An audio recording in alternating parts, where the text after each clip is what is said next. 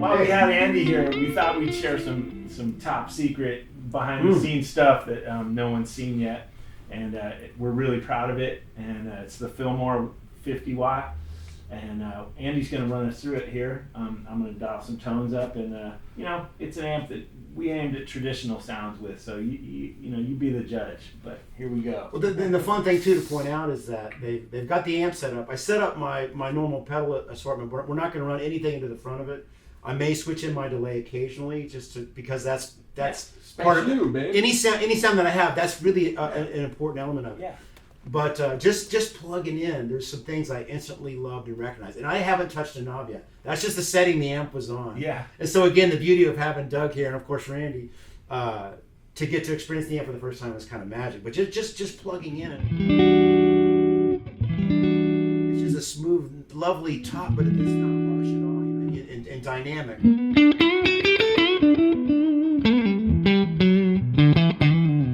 That's just a straight amp, the verb on the amp. My echoes off. And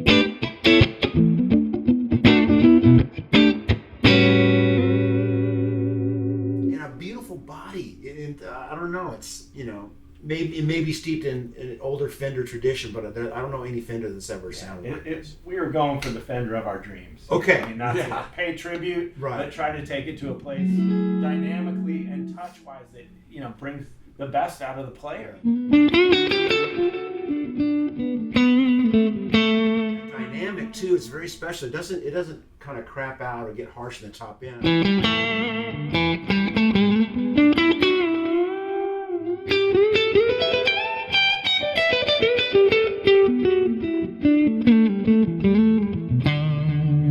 The harder you hit it, the more round the envelope is, but you get the volume, but you don't get the harsh peak with it. There was a track that we did on the Resolution record, and it had this beautiful clean intro I had in my head, and I couldn't quite figure out how to get it, and I thought, because it reminded me of what Stevie Ray and Hendrix sounded like, so I was convinced maybe it was an old Fender or something.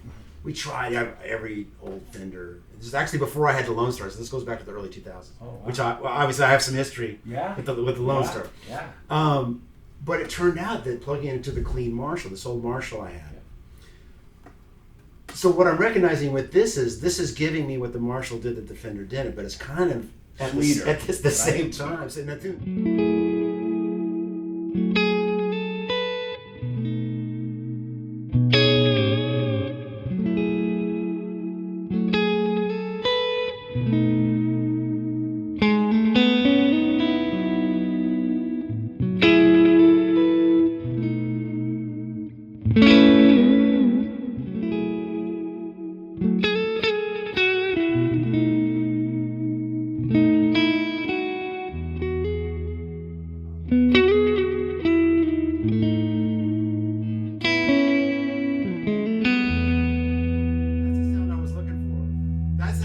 that's the sound I was looking for.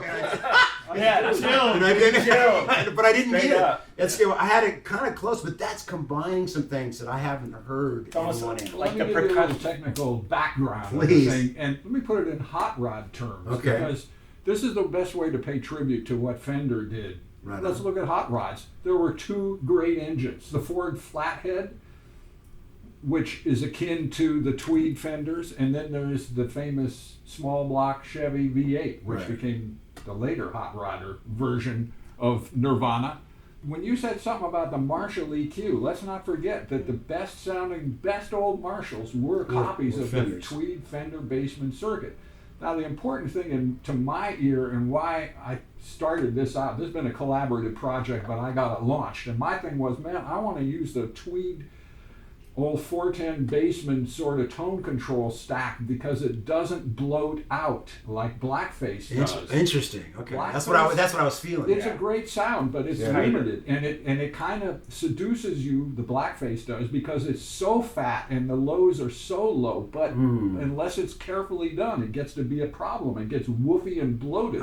Seems to me. Whereas with this circuit and those tone controls, you can dial in any amount of bass you want and it stays clear, and everything else stays clear. Wow. Well, that to me, that's crucial. That's another thing is we actually worked on a cabinet a lot too to try and voice the bottom end where it fit the top end the best. Okay. You know, and there's It looks a little narrower. Yeah, it's narrower and it's different wood and a different back on it. What amazing hours went into this cabinet. It looks like a standard, you know, Fender cabinet, but a million hours went into every type of wood, the thicknesses, the back height. How many times did I redo the chassis to change the front to back dimension of the chassis? Because we started out fatter and then we just kept shrinking it and going, no, that's... In order to accommodate the cabinet size to get designer. the sound, which was to get the low end, and so that you can have lots of low end, but it stays clear without getting bloated or tubby. And just balancing that bottom and that top, and that's what you notice right away. So you got the percussion on the bottom. Yeah. It doesn't get tubby. It still sounds airy. It's very clear. You got the percussion, but you have that sweet top, and that's part of the cabinetry as well. Yeah. Of course, the speaker too. We use a really high quality speaker. Everything is a tone control. Everything, yeah. Wow, I feel that. I really do. Yeah. And there's still enough of that because I do love a nice warm fat tone, which I'm always going for, but I also feel all these things that you guys are touching upon, which is great to hear a bit more of the technical side of that. But for me, I just want to plug in and feel it, you know.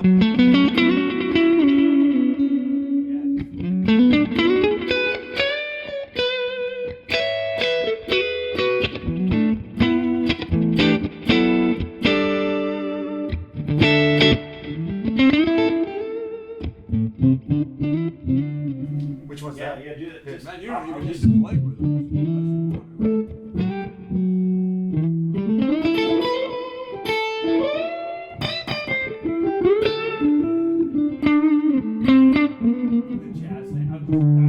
Oh, for example, where we're at, yeah.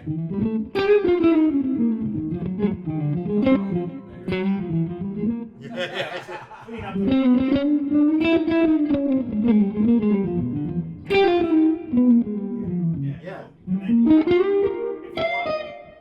as always, if you run the gain lower, it's going to get brighter, swoopier, you know. So, but even where you had the setting when I was playing a bit jazzier, and my inclination would be the same. I'd want to roll some top off, but I was enjoying the top end enough to where the clarity of it. Yeah, I just wanted to show.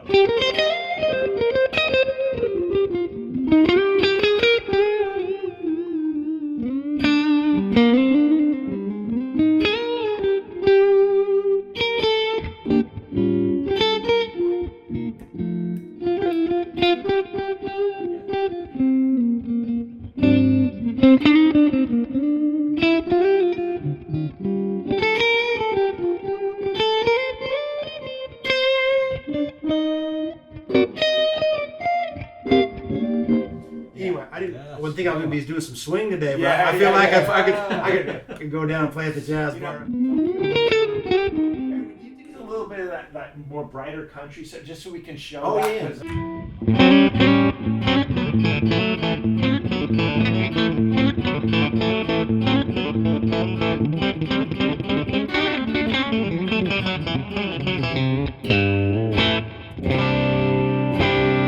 Right there, it's already way more musical than if I did that with. I've got a Blackface Deluxe, a '64 non-reverb. Yeah, I love that amp, but I can already kind of see where this is headed. It's more controllable. Definitely.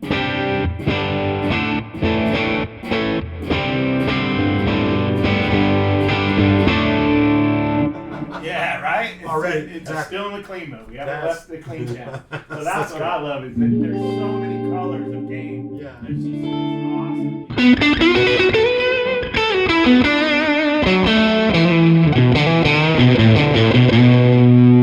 That's going to be sweeter. You know? Really sweet.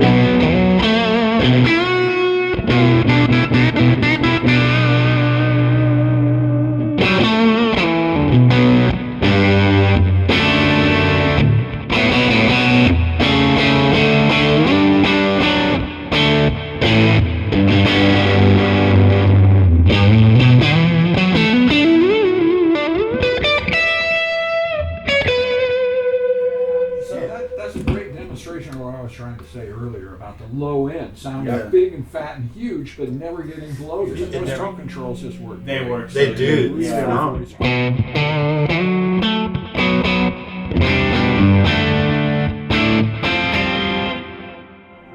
So that was the clean channel. The next mode is drive, and that's the in-between one. So we're going. And we haven't heard that yet at all. We haven't heard that yet. Okay. We've been in the clean channel all the time. Okay, So great. this is the next mode up in the gain scale.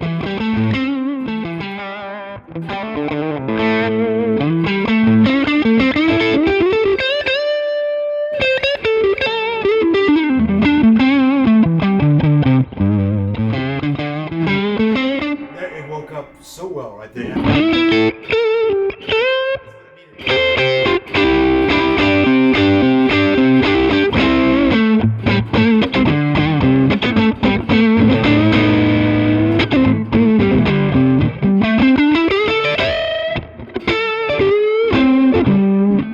So we're starting at the lower range of the second mode. So which now is we're kind in of a medium slightly- gain.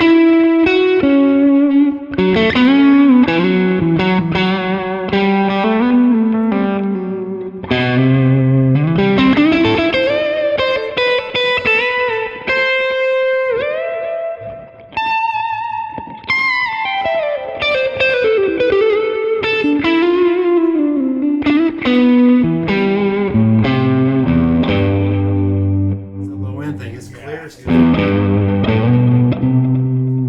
so full. Yeah, Yeah. and you can scoop a bunch more.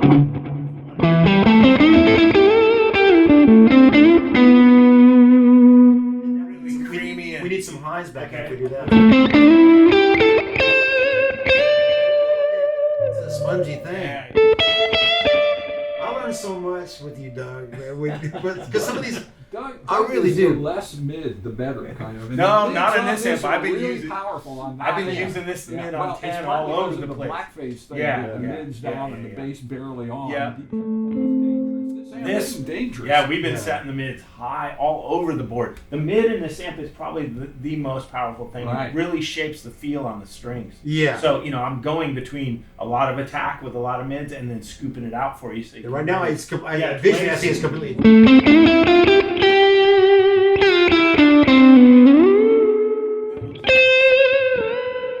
We'll do the opposite. Like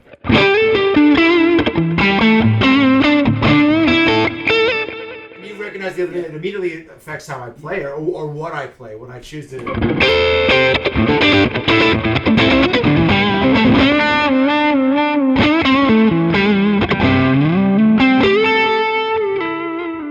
Wow, that's really Isn't that cool? That's Yeah. third mode, and we got the gain crank.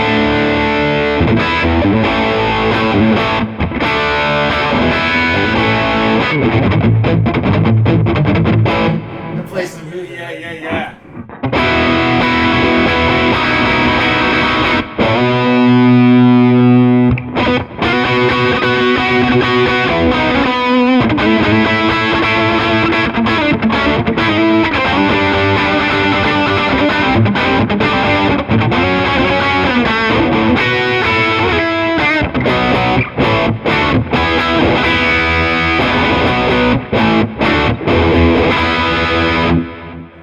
Darker and Yeah.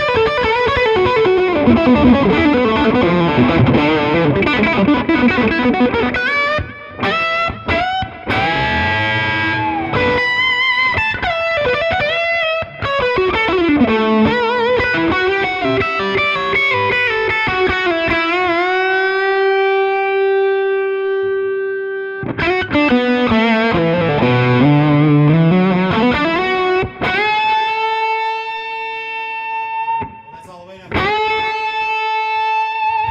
Sweet overtone.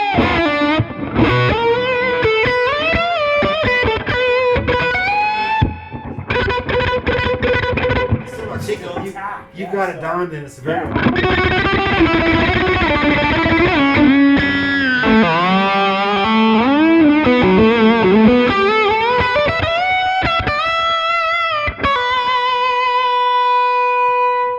Yeah. So that's pretty That's fun. nice sound. That's right? fun. Like, That's I like really that good. sound, man. That's It's like beautiful. liquidy, but it still has a lot of harmonics and attack. Hey, Cool. so let's check out the Fillmore in the closeback 212 recto box just to hear how it responds with a closeback cabinet and V30s instead of the open back and C90. So take it away, Andy.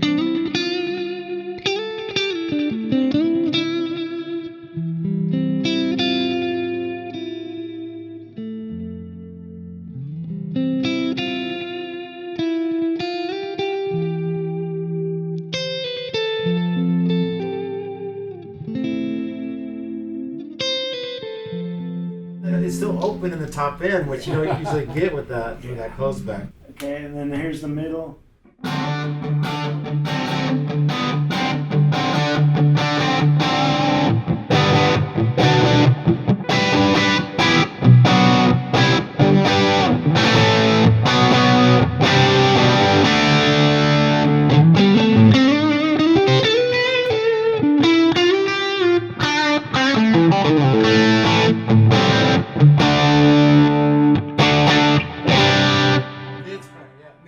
So sweet.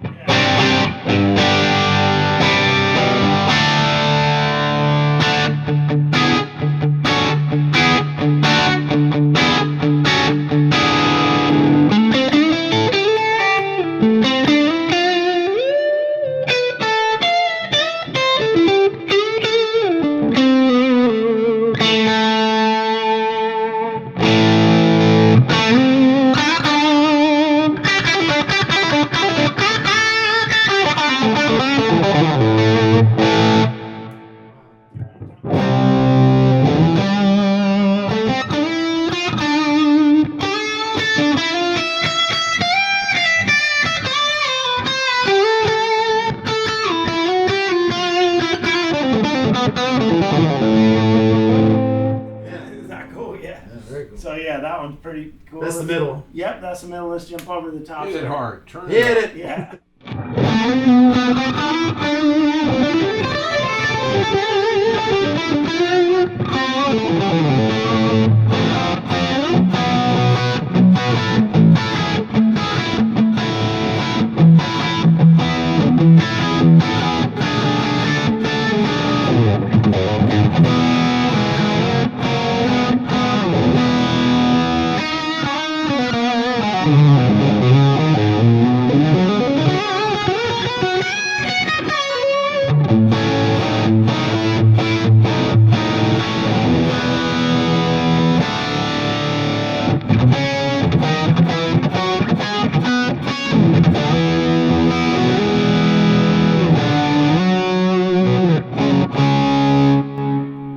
Yeah. Awesome. You'll be very happy with It's just that. a Yeah. different kind of sound. It's a little bigger and more compressed. Yeah. But the combo is just open and Mhm. shocking how good Yeah. that little combo It does. It 112 sounds is. great. They're both. Nicely Can't done, man. lose. Thank Good you, job. Andy. Thank Thank you. you so much. All right. Beautiful.